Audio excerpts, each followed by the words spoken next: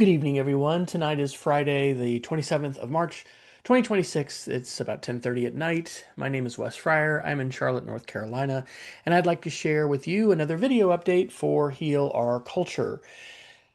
I did another one of these about 2 weeks ago, and tonight I'd like to continue this same sort of share and talk about six different things. I want to talk about hope and joy, my sources of hope and joy, a couple of them at least from the last couple weeks. I want to talk about No Kings 3, which is taking place here in Charlotte tomorrow and all over the United States and promises to be the largest nonviolent civil protest in the history of the United States in 250 years of history. I want to talk a little bit about hard history, Black history, and specifically Wilmington in 1898, which was the only successful coup d'etat of a government in the United States, and it was also the site of a terrible massacre of Black citizens in the United States.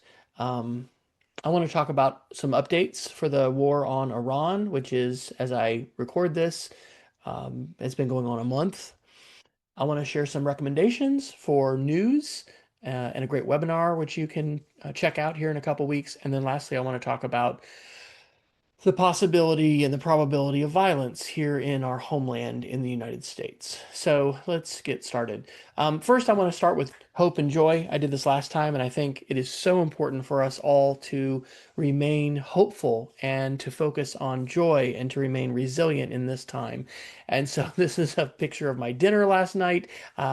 We have both of our daughters home for the spring break of the youngest, and we had some friends and nothing, well, not any, I won't say that.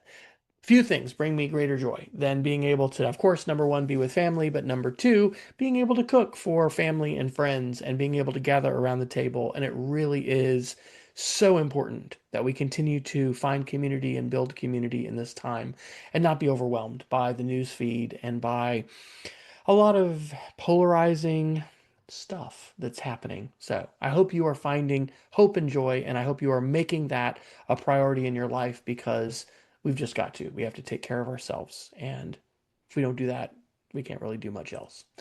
Let's talk about No Kings 3. So tomorrow, as I record this, it'll be Saturday, March the 28th, 2026, and this will be the third No Kings nationwide rally in the United States. Since last summer, I have been active in the organization Indivisible and in our Charlotte Indivisible branch. I actually had an opportunity to speak from the stage at the first No Kings rally here in Charlotte. And then after that, I joined the social media team and I've been active in helping Indivisible get a podcast set up, get active on Substack, and I've been live streaming different events. I had a chance to live stream No Kings 2. We live streamed a protest and march called Ice Out for Good after the killing of Renee Good and Alex Peretti in Minneapolis. I also live streamed the Martin Luther King Jr. parade that took place here in Charlotte, North Carolina. So tomorrow we'll be live streaming. I will be live streaming on YouTube again, but also on our Instagram. And then we've got another volunteer who's going to be live streaming on TikTok. I hope that you will go in person to the No Kings rallies and protests. There are a lot of folks still, like, I don't know, 30 to 40%, according to surveys, of citizens here in the United States that are happy with what is going on in our government. They're happy with what has happened with ICE, with a culture of fear, the fact that we're spending $20 billion in this country to basically create what are called detention facilities or detention camps, but effectively are concentration camps. And of course, there's a lot of distraction from this right now, and it's an important thing to focus on. It's a war. It's another war going on because we have war in the Middle East, we have war in Ukraine, and now we have war in Iran, which the United States, for the record, was not provoked in launching. Um, it's just terrible. And so I believe that we have and need to maintain a representative government with checks and balances in the United States. We have not suffered kings here in the United States for 250 years, and we should not have any kings today. And that is unfortunately the way our chief executive is acting, like he's a king. And I hope that we're able to have elections, midterm elections coming up and presidential elections in 2028 There's just a lot of bad stuff going on, but we cannot give up. And it is so important to know that we still have many institutions and opportunities to share our voice, to make our opinions known peacefully and in organized resistance. And this No Kings rally is an opportunity to do that. Now, the work of supporting democracy and supporting candidates and trying to end gerrymandering, both political and racial gerrymandering. All of that work doesn't happen at a rally, but we certainly do have an opportunity to amplify the voices of many organizations, and you can see many of them listed here, which you can find at nokingclt.com. We need to continue to build coalitions, and I'm so proud of the coalition which the leaders of Indivisible Charlotte have built through the events that happened in November of last year when ICE came to Charlotte and terrorized our city, seized people off of the street, seized citizens. There were some people without immigration documentation that were seized and deported.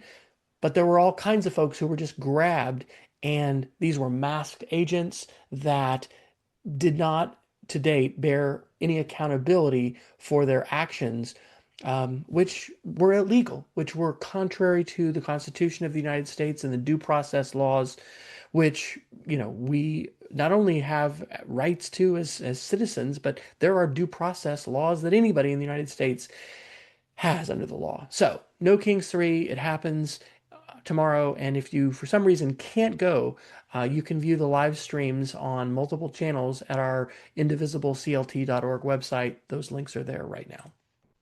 Let's talk about hard history. One of the important parts of healing our culture is studying history and recognizing the truth, what happened. And in 1898, in Wilmington, North Carolina, there was a successful coup d'etat. The fusion government, which was a coalition at the time between the Republicans and a populist party that had sprung up, were able to defeat, at that time, the Democratic Party, which was the white supremacist party that was the carryover from the Confederacy, and they were able to be elected to multiple offices. But there was an uprising, and not only was there a transfer of power at gunpoint in Wilmington, but there was also a massacre of African American citizens in Wilmington and a mass exodus, and it was a horrific, horrific incident in American history that has not been shared widely, and many people do not know about Wilmington in 1898. Now, my wife and I moved from Oklahoma almost 4 years ago. When I was in Oklahoma, I learned about the Tulsa massacre. Now, both of these have been called a race riot, but in each case, and I think Tulsa occurred in 1921, these were massacres of African Americans by white Americans. And these incidents are not only important to study because we need to know the truth, I think it also points to how the struggles that we are having today in the United States are a continuing struggle that we have had for centuries in our country against forces that would seek to limit the opportunity for full participation in the democratic process, and individuals that do not believe in universal human rights, that every human being, as a fact of their humanity, deserves and is accorded under international law full rights. That is irrespective of ethnicity, national origin, gender, any of those kinds of things. So there's an American Experience documentary that I would recommend to you. It came out in November, I think, November of 2024. It's called American Coup, Wilmington, 1898. You can view this for free on YouTube. But then I'm also going to point you to a wonderful podcast episode that my friend David Harris just posted on his podcast called The Teachers Forum. And it is an interview with Guy Hill, who is a North Carolina teacher. And you can find his website at theteachersforum.buzzsprout.com. But in addition, I really do think that learning about Black history, which is our history, it's the history of the world, it's the history of the United States, is so important. And a friend, Crystal Marie, who I go to church with, has a wonderful website and podcast called Undertold, and you can find that at undertoldbycm.com. And I just listened to her third episode, which talks about the Black Panthers and the ways in which the Panthers were involved in feeding people and specifically children breakfast at school, and the way that Edgar Hoover and the FBI uh, targeted them and actually saw that free lunch, no, it wasn't free lunch, it was free breakfast, but the feeding of literally thousands and thousands of Americans, and not only Black Americans, but mainly Black Americans, but other Americans who needed the food.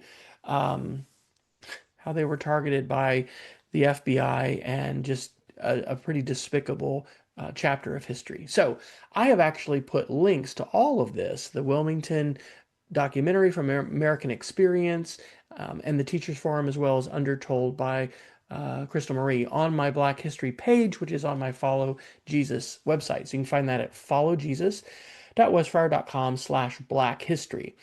And I'll probably try to say this every episode, but Heal Our Culture is not a faith-based, and it's certainly not an exclusively Christian movement. I believe all of us have the capacity to be culture healers, not culture warriors. And as a follower of Jesus, I do profess that, and I don't hide that. There are a lot of different resources that I share. And so these are not explicitly Christian resources, but they are Black history resources. And as a follower of Christ and someone who aspires to be a caring human being, I think it's really important to learn about these topics. And I'm really thankful to both David Harris and Crystal Marie for these podcasts. I want to amplify them, give them a shout out, and encourage you to give them a listen and share them with others as well. Let's talk about the Iran war. So we have been in the midst of March Madness, and I'm honestly not a huge sports fan. I like tailgating, I like getting together with my family, but I'm not a sports nut. But the real March Madness I wrote about on my Resist and Heal Substack a couple weeks ago, and the real March Madness is this dehumanization that continues to take place in our country, the othering of people, and this is including folks in Iran by the leaders of our country, and by so many in parts of the media, both in mainstream media and social media as well. So I'm going to encourage you to visit these links. I will try to include these direct links in the description of this video, both on YouTube um, and on Substack, and then also on Facebook, where I'm going to share this. And I just think that we need to recognize universal humanity, universal human rights, and the evil which is perpetuated and continues to be perpetuated when people will support the lie that there are some humans who are more deserving of rights than others. So, in addition to posts on Resist and Heal, you can also see notes that I make to articles. And I'm going to go ahead and give this one a shout out.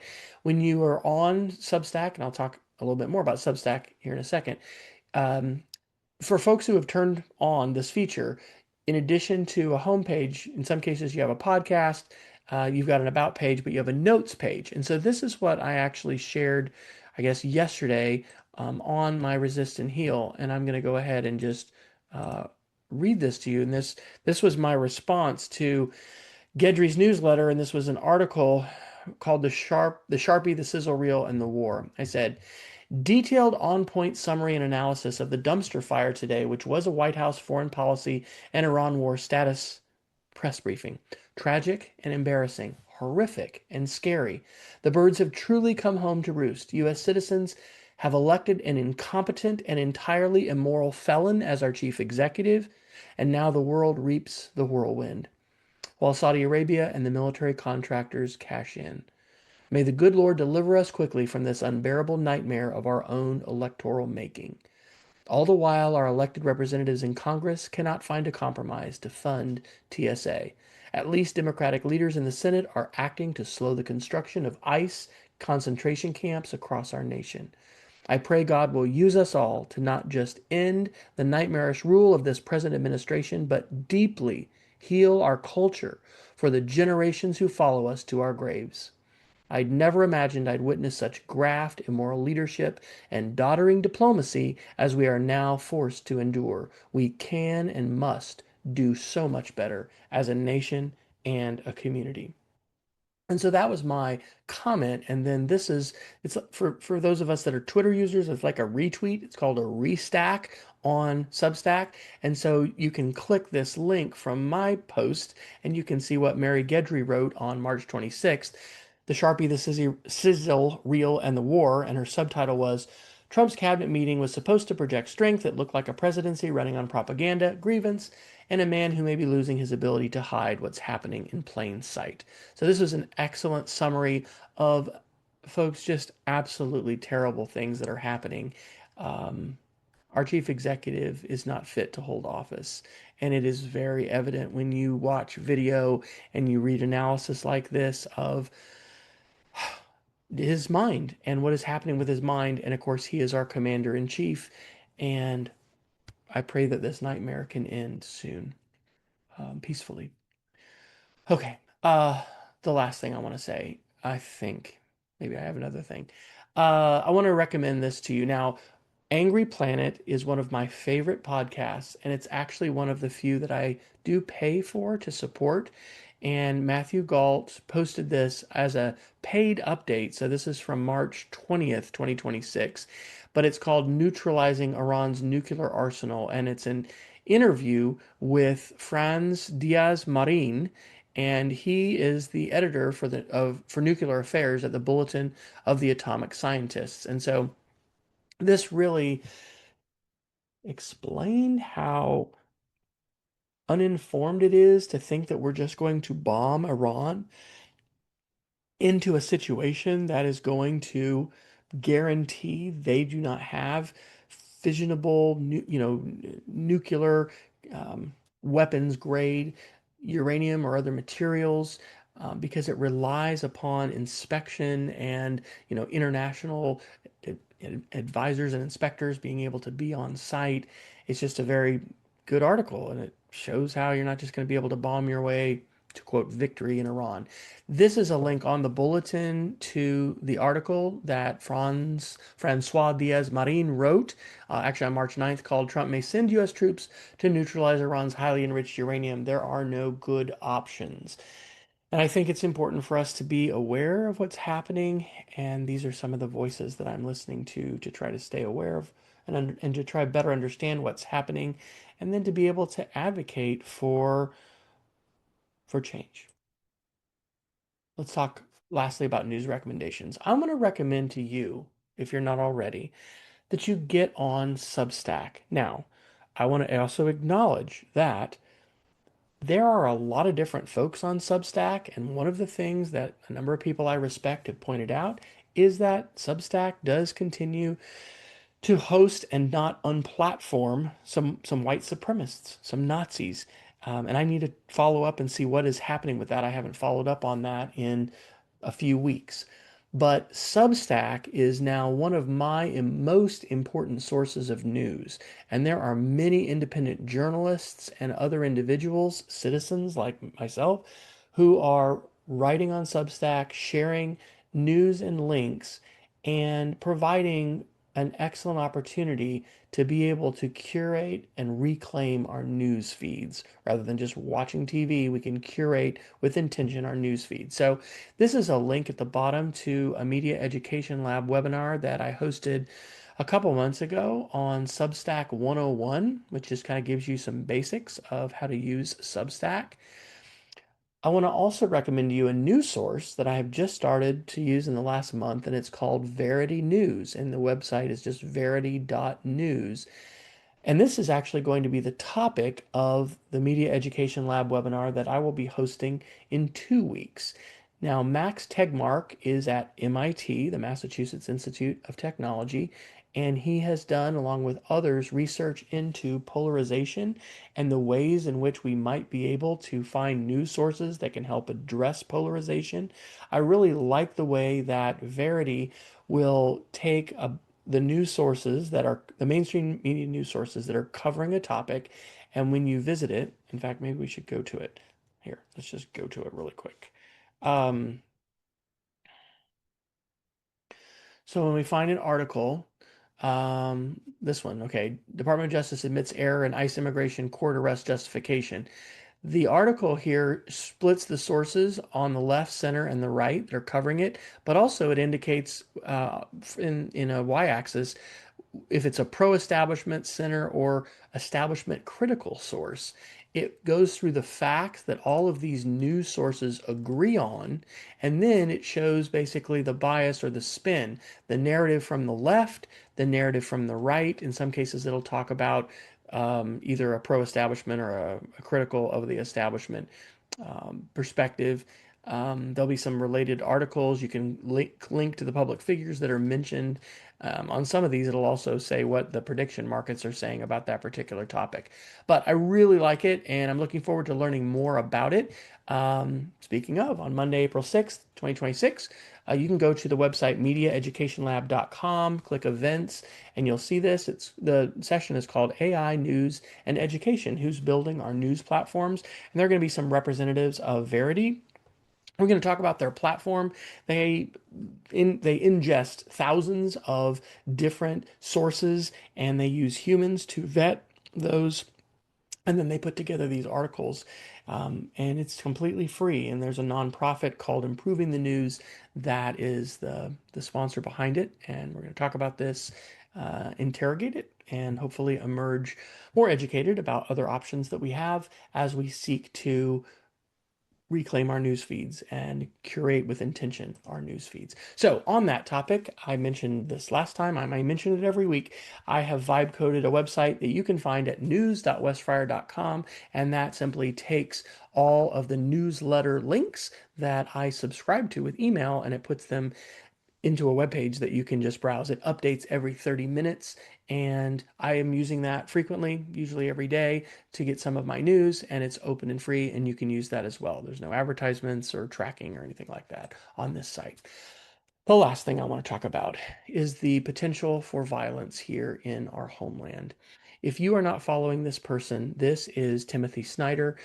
He has moved to Canada. He is um, a very, very wise voice when it comes to authoritarianism and tyranny and fascism. And on March the 8th, he wrote this article called The Desire for Terror and the Defense of Democracy. And this article points out that the playbook of fascism will utilize of incidents of violence in many cases to seize more power, to limit rights, and to basically consolidate power. And if we think that not only the war in Gaza and our support of the state of Israel will be without consequence here in the United States, but in addition, the bombing and destruction, the death and killing of so many in Iran and in the Middle East is going to be without consequence here, I think we're being very, very naive. And so I hope I'm wrong. I hope Timothy Snyder is wrong. But I think that it is important for us to psychologically prepare and steel ourselves for the strong likelihood that we are going to see additional violence beyond the ICE and Customs and Border Patrol killing of Renee Good and Alex Peretti in Minneapolis, Minnesota, um, earlier this past year. um, I think we're going to see more violence. And so I want to recommend Tim Snyder to you as a source. And then I also want to encourage you to think about this because I did not live through the 1960s. I was born in 1970. And as I learned about the civil rights movement and the violence which accompanied the civil rights movement, I was very thankful that I didn't live through that time and that very difficult time. But I believe we are living into a time today that is equally fraught, not only with polarization and with political animus, but also with violence. And we have seen examples of this. I don't have a slide for this, but we actually just had a Republican candidate here in Mecklenburg County who had gunshots fired at his house and his vehicle, and this was just 2 days ago or yesterday, he announced that with his family he's leaving. He wasn't killed, he wasn't hit, he wasn't, none of his family were hurt, but his home and his property was shot at, and he's now leaving his home. And because he's moving out of that county, he can't run for that office. And this is tragic. And I think that we need to steel ourselves as best that we can psychologically for this, and then we need to think about the ways that we can try to protect ourselves and our families, but also not be seized with terror and fear, but remain hopeful and strong in the face of a very, very difficult situation. So, the last bit of advice I have here is to listen to Adam Kinzinger. I follow Adam also on Substack. That's where I follow Timothy Snyder as well. And today he wrote or published this article called The Open Hangar Problem. America is not ready for the war that's coming. And the photo there is of drones, because one of the things he talks about a lot in this article is the way in which drone warfare has dramatically changed the face of warfare in Ukraine. It has changed it in Iraq, and it is going to change it for the foreseeable future. There's a lot I could say about this, and I need to wrap up because I think my daughter wants to go to bed and I'm in her room. This is also my office. But yeah, I think that, again, we need to prepare for what is coming. And we also need to be advocating for leadership that is going to prepare us for the realities that we face. And Adam Kinzinger is a good voice for that. So I want to encourage you to join me in advocacy. I believe we should all build community, both online and in person. We need to share trusted voices, and that's part of what I try to do here in these Heal Our Culture updates. We need to heal personally from the wounds that we have suffered. Um, and then we need to resist cooperatively. And the reason I believe we should resist is so that we can strive to heal our culture, and we can be culture healers, not culture warriors. My name's Wes Fryer. You can find links to the spaces where I update about advocacy for human rights, representative democracy, the rule of law, separation of church and state, these values that I hold dear, at wesfryer.com/advocacy. Until next time, I encourage you to keep the light on. Stay hopeful, find ways to fill your mind with joy, but let's also stay appraised and up to date on things that are happening, and let's find ways to collaborate together to resist these forces of darkness that have descended upon our country and our world, and let's continue to work together to move towards the light. Take care.